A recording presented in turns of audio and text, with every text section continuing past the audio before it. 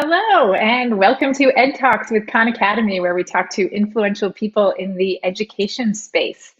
Today, we are happy to welcome Ben Gomes, who's the Senior Vice President of the Learning and Education Organization at Google.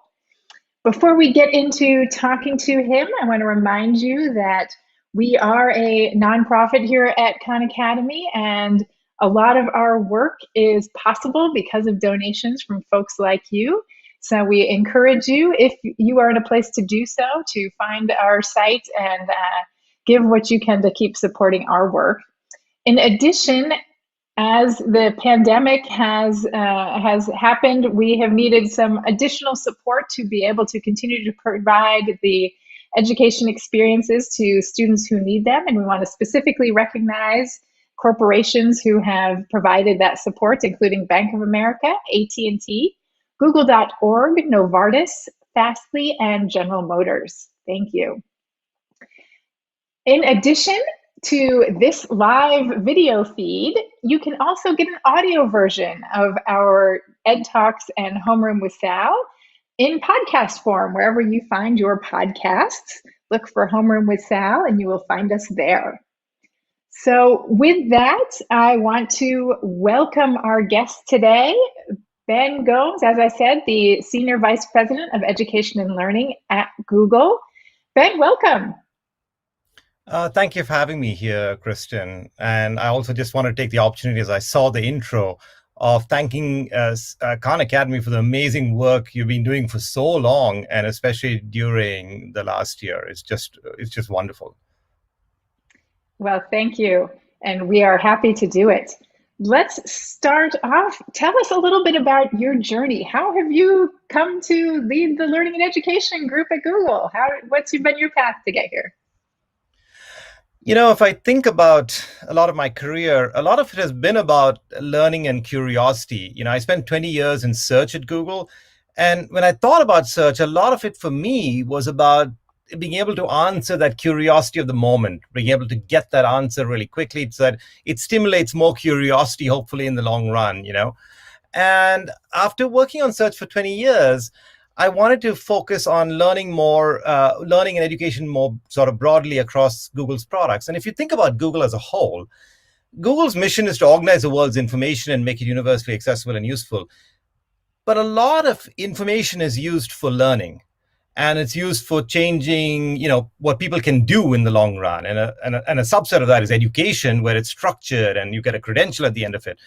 So there's a lot of aspects of Google's products that can be used for that purpose, whether it's search or YouTube or Classroom or G Suite and so on, or Workspace and so on, that can be used for learning and education. I was really interested in that. And I think it's a core part of Google's mission. So I think, you know, for me, it was a really interesting, it was following a path that I've always been interested in some form or the other, and, you know, taking it to a deeper level. Got it. Great. Tell us a little bit about your education journey. Were there any particular teachers who were particularly influential to you in your success? Definitely. Well, first of all, my mom, she was a school teacher, and she taught geography, which is a subject I don't think that's taught in the United States. But, you know, she was really influential in like stimulating curiosity, because she'd take us out into an area and then say, you know, how do you think this landscape came to be? And it got you thinking about, like, how could this have happened? And, you know, you may not know the exact answer, but just that process of thinking was really great. And there were other teachers in my school.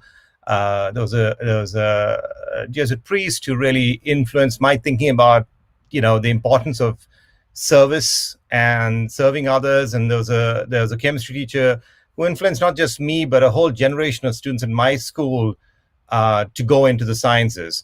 He was a disciplinarian, you know, in a mold that's not common today, but his passion for chemistry was so evident, and he encouraged us so much to do projects and to play, that a lot of us came to love chemistry, and through chemistry to love science because of that. That's great.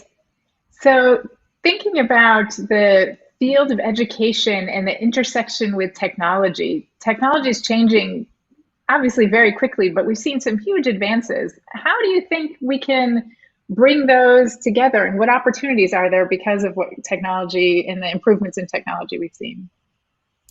Well, I think we're here. Need to figure out how to help teachers in all kinds of different ways, right? Because the key things that we have tried to do in Google is to try and understand where we can help teachers and learners actually focus on the learning and teaching task at hand, right? And so that's a core part of how we want to think about the use of technology in this space as a tool to help, to help people, whether it's the teachers or the students, to get what they're trying to do done. And so, tools like Classroom are really structured around trying to make the teacher's workflow process and the student's workflow process easier in giving out assignments and quizzes and all these sorts of things. And I think there are other ways in which also you can begin to use technology in more complex ways in newer domains.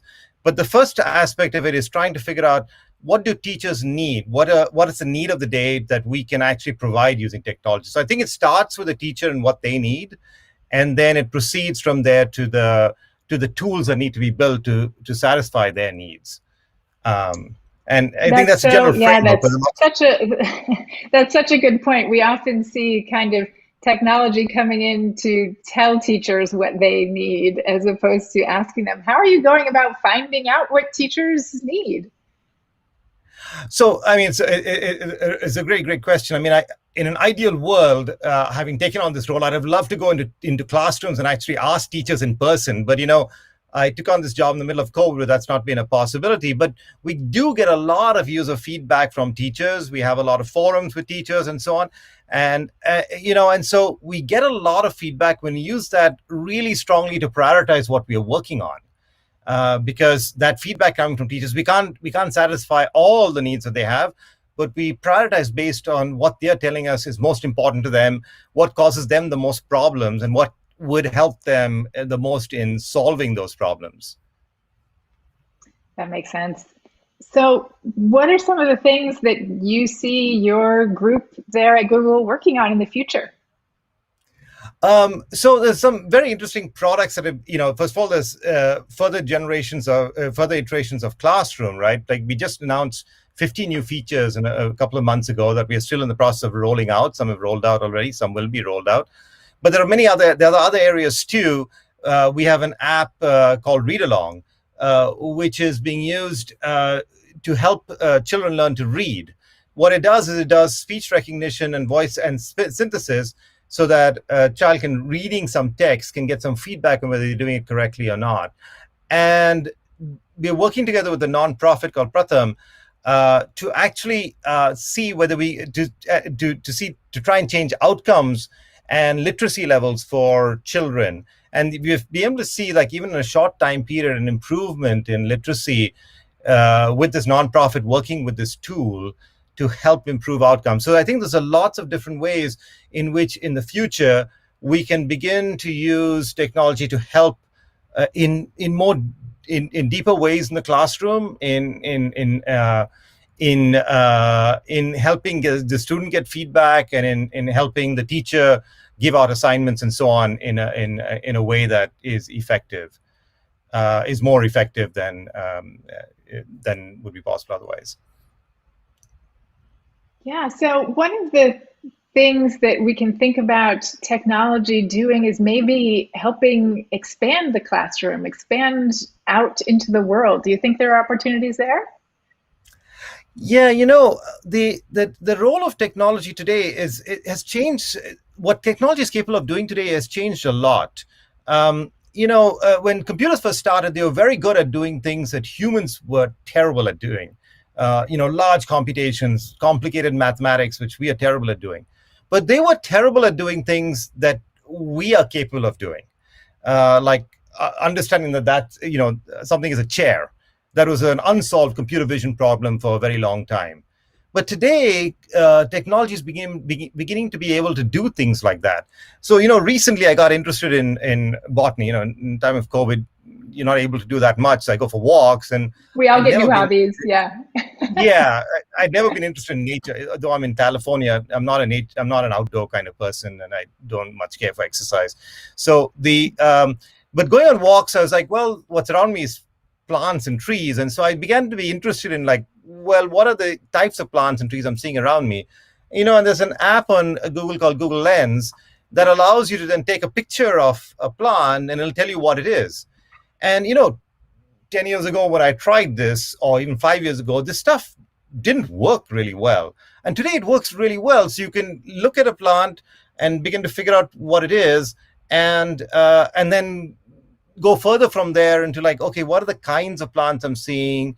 Why are these plants here? And so for me, it's just a journey of curiosity, but you can see how something that is a tool can help me follow that path of curiosity that I had. And so I think there are these connections in the real world that computers are now able to do that would be really useful. Another example is our use of AR in augmented reality models that we provided in search for things like the skeleton, which allow students to visualize a skeleton or parts of the body, in the context that they are in, without in a place where they may not actually have access to an actual skeleton in their classroom, right? Which is often a useful teaching aid. So there are many different ways in which computers are now able to connect to the real world that I think could be of service in a classroom, and could be something that teachers might find useful.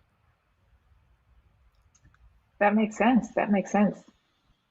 So we have a couple of questions coming in. We have an interesting question from Susana Garcia Dominguez on YouTube. Um, she says that Google is the backbone of our internet experience. Are people getting smarter? She wonders. You know, it's a really interesting question, and I think here's my perspective. As I use search, there are times in the past when I would hit a wall in what I needed to know to take the next step. Right? I'm interested in some area. The botany example is one example, but many other areas I'm interested in, and then I'm interested in some aspect of it. In the past, you'd have to go to the library, find a book, and actually then read up about it. And most of the time, you just didn't do that. So, but today you can ask that question and get an answer quickly, and then decide if you want to take that interest further. So, to my thinking, at least for me personally, it feels to me that it allows me to develop this kind of curiosity and exploration that allows my mind to develop in a slightly different way than it could have if every time I was interested in something, it meant finding either the expert in it or going to a library to find the right book. That's often the right situation once I've gotten a little bit of initial interest, right? The expert will give you something that probably a book cannot, and a book will give you something that, a quick answer won't. But still, there is something about being able to follow those lines of curiosity, I think, that makes us more curious in the future, helps us build that muscle within us of curiosity. And I think, to me, that's a part of learning. I think that's really the most inspiring, the most fun, and why, and how it can be something that we pursue all through our lives. It's interesting. We had a guest on yesterday who's a cognitive scientist, and we were also talking about curiosity, and that it can be powerful but also fragile, and that we see it in young kids so often, and that then it kind of as we get to be adults, we lose some of that wonder. And he was talking about the fact that we are curious about things that we think will help us learn something new about something we already know. And so that strikes me as related to, this idea of, can we use the internet and the information to, as you said, hey, I know a little bit about this plant and I want to find out a little bit more, and build on kind of that piece that I know. So it seems like that's a powerful idea, this keeping people curious as they get older. Is that kind of maintaining curiosity resonate with you? Very much so. And I like that notion of, like, there are certain seeds of curiosity in our everyday lives. And the question is whether those seeds find nutrition, and we can follow where they take where that okay, I'm going to mix metaphors terribly here, where that takes us. So I think that sense of wonder also about the world around us, that sense of the amazingness of life, of nature, all of those things can inspire things within us in a moment that can then lead us on to something that lasts for longer. That makes sense. I'm going to shift gears a little. We have a question coming in from Lech Menkowitz. Actually, a suggestion, but I think it raises a question. Suggestion was you should talk to teachers worldwide, not only in the US. The learning and teaching process nowadays is less focused on assignments and quizzes. We need different tools. But I'll broaden that out to how are you thinking about working with teachers globally or internationally? It's really important to us, and we actually do have forums that reach out worldwide. I, from a personal point of view, I've always been interested in education in the context of India because that's where I grew up, and it's something I was a bit more familiar with. But I do think, especially during COVID, learning and education has been experienced also differently in different places, and countries are taking different paths. And so we're very aware of that. We're working with places, we're working with, say, like the Indonesian ministry to figure out how we can deploy classroom and make it really useful in that context. We are thinking about, we're working in India with things like read along. There's a lot of different things that are needed in different contexts, and we are thinking about those that range of needs and what we can build that will satisfy broad needs around the world, but also specialized needs in particular places that arise. Yeah, that different context is so important. They mentioned, the importance of tests and quizzes, and that is something that, is quite different in different education systems and how they think about summative tests and even things like the size of classrooms can make a difference, it seems like. Yeah, how do you think about, kind of just assembling, speaking of information, assembling all that information together to kind of get build your knowledge base there? I think, I'm acutely aware of the difference, having come from a different educational system myself. And so I think that in many ways we are looking at education in various countries, some of the countries like Brazil, Indonesia, India, to get a sense of what is happening in different places, what the needs are in different places. In many places, the way education works is driven by by policy, by government policy. And so we need to understand what's happening in these different countries on a country by country basis. And so we're looking at it in those terms. Got it. That makes sense. So here's again a bit of a different question, but I think I'd be interested to hear what you have to say from. Let me see who is asking. Jennifer Zhao on Facebook. What do you think are key skills students should learn to be ready for the future? At the end of the day, the future is going to be it changes faster and at a faster and faster pace, right? So one of the key skills, I think, is getting comfortable with learning, which is why I come back to that notion of curiosity, because that's what makes learning fun. Because if it's self-driven and it's driven by curiosity, it makes learning fun. But that also enables you to continue to learn over time. And so I think the key skill ends up being a little bit meta in my view. It is that ability to continue to learn, and to some extent, some of the particulars continue to be important. Language is going to continue to be important. Mathematics and some of the sciences and so on are going to continue to be important, right? But as foundational. But beyond that, I think there are different skills that we'll need over time that are going to be hard to predict right now.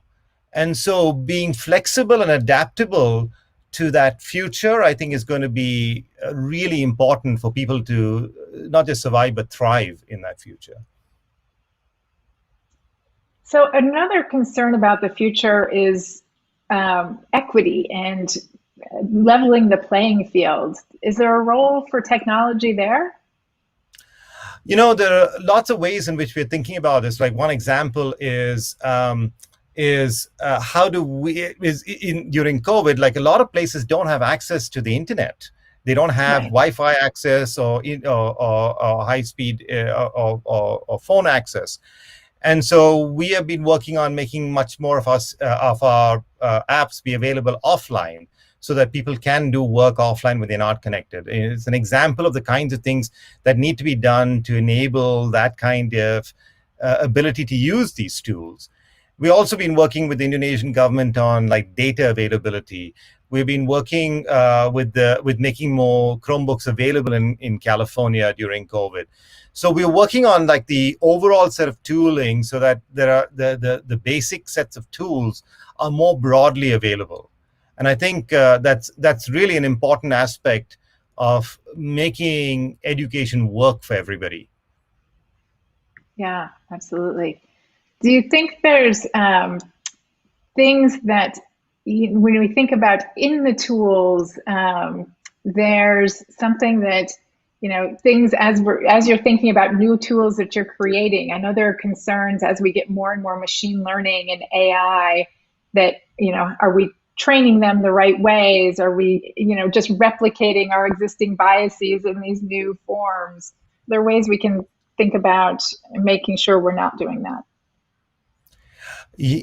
That's a really important question, and we work there's a lot of work going on, both in a research sense as well as in deployment, to ensure that um, we do build models and so on that don't reflect biases in society. It's complex work that involves both a research component as well as a deployment component. And a lot of work is happening around on that in many different areas. And so I think that's an area of concern, and it's an area that a lot of people are paying deep attention to. Yeah, definitely. So, as you think about your team and building out your team, what are the kinds of skills and capabilities that you look for in as you're building your own teams? I was talking about the teacher who inspired me, who was really passionate about chemistry, and I look to a certain extent for that passion about the topic, because I think anything we do has difficulties.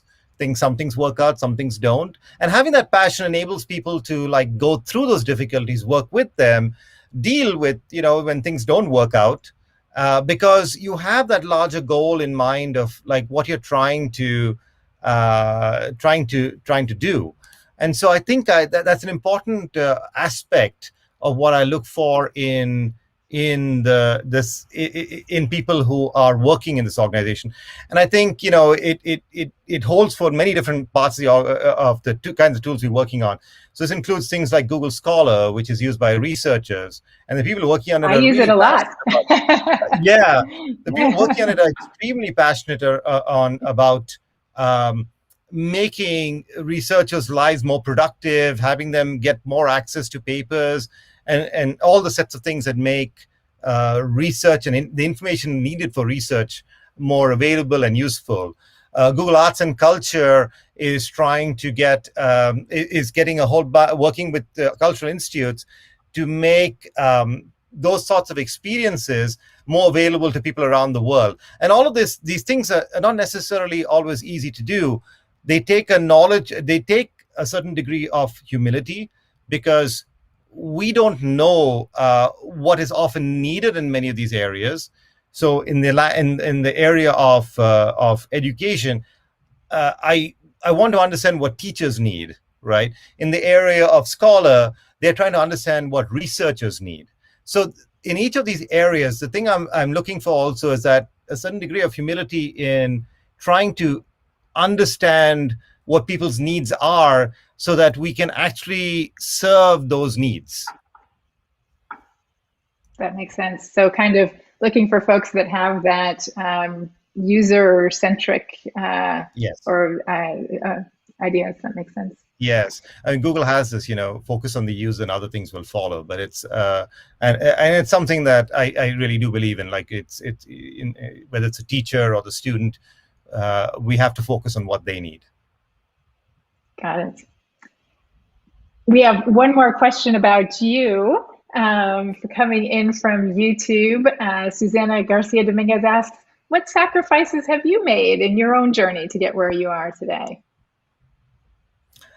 It's an interesting question. I think I've been very fortunate in my life in some of the choices I made, but I did choose to go into computer science at a time when it wasn't. It was something that was a passion for me, but it was not really that that widely. It was not that important an area. I think when I tend to think of it, I don't tend to think of sort of I tend to think of other people's sacrifices as being far greater than my own. The sacrifices sort of that my parents made, that teachers around me made. I feel I've been really fortunate and a beneficiary of a lot of um, what other people around me have done, and I feel the need to serve others as a result of that, because I think it's uh, there's a lot that other people from my including my parents and so on have done. I think that I have benefited from, and I think that's a thought that stays with me quite often. Yeah, yeah. Tell me a little bit more about now computer science, of course, is where everyone says, oh, if you want to, be successful and be, attached to the future, go into computer science. But it's interesting that when you were starting out, that was not the case. So was it something that you were just really interested in, or what made you pursue that, even though it wasn't maybe being as popular then? Yeah, when I started out, a lot of people there's people were persuading me to try and go into one of the fields like medicine or law or things like that. But Sure. my own interest was in building things. I think some inherently there's an engineer in me, and so there's that aspect of building things was something that always appealed to me. And so computer science was something that inherently just appealed the first time I saw a computer. And so it was something that drew me very early on, and it's something that pleasure of building things, I think, is something that of creating or building something is something that doesn't go away from you, because I think it can play a role in your life all the way through, in small things or in larger ways. Got it. What advice would you have for learners that are, just now kind of coming up and thinking about their future education and their future careers? I think there's what has served me well actually is a breadth of interests. Because when I started working even at Google, I worked on infrastructure projects within Google on PageRank and things like that. I worked on ranking, but then I began to be involved with user interfaces and things of that sort. But what I felt that served me well was finding out what's interesting in that area, and then being able to pursue it. So I would say find the interesting thing in almost anything that you are learning and pursue that. It gets to what makes learning, I think, interesting and fun, and not just a task. So that's the piece. And then when it is interesting, when it is more than just a task to do, I think you get much more out of it, and not just in the short term, but in the long term. Great. That seems like good advice for us to end on. So thank you so much for joining us today. We appreciate having you. Thank you so much, Kristen, for having me here. Great. And to all of our guests, thanks for joining us today, all of those out there listening, and we will see you next time.